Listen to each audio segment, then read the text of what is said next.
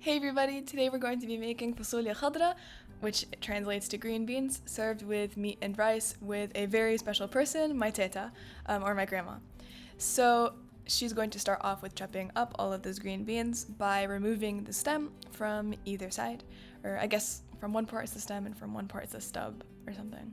Just remove the little part that's on either side of the bean, and then you're going to end up chopping all of those into tiny pieces. So yeah, just try to keep them all the same size relatively.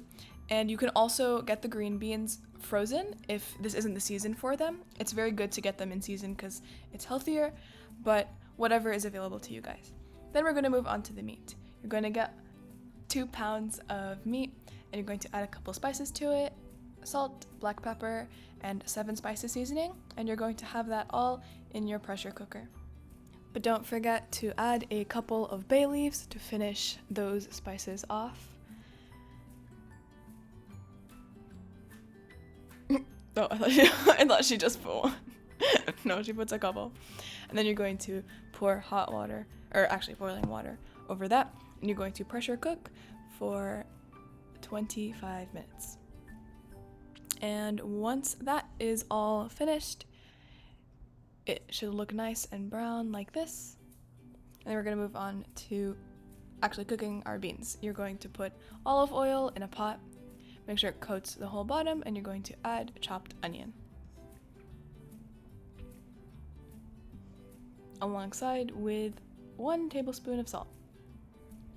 And my grandma says that this upcoming step is the most important, where you want to mix your beans with the onions for a little bit of time before you add the tomato paste and water.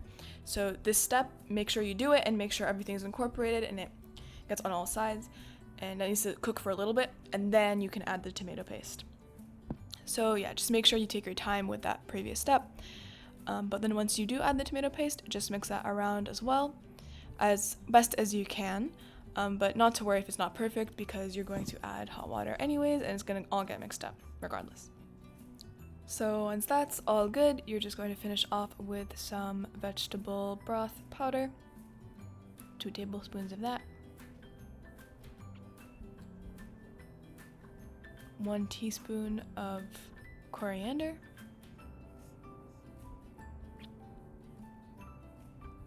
and finally 1 teaspoon of pepper. So yeah, you add those spices at the end after you added the water. Let that cook for a little bit, cover it with the lid, and then you're going to add the meat you just cooked in. It should be very steamy like this, you can barely see what's happening.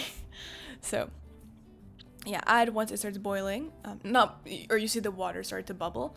At that point, add your meat in and close once more. Now we're going to move on to making our rice. My mom can link the video to this just separately in the top upper corner, but if you guys want to look at it this video, that's totally fine too.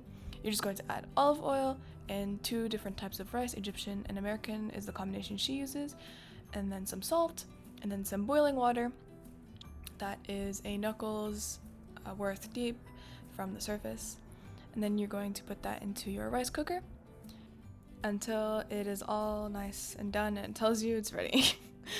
So once that step is finished and you're left with some nice fluffy rice, you're ready to plate and enjoy your meal. We hope you love Teta's fasulya khadra as much as we do. Happy green beaning. Bye!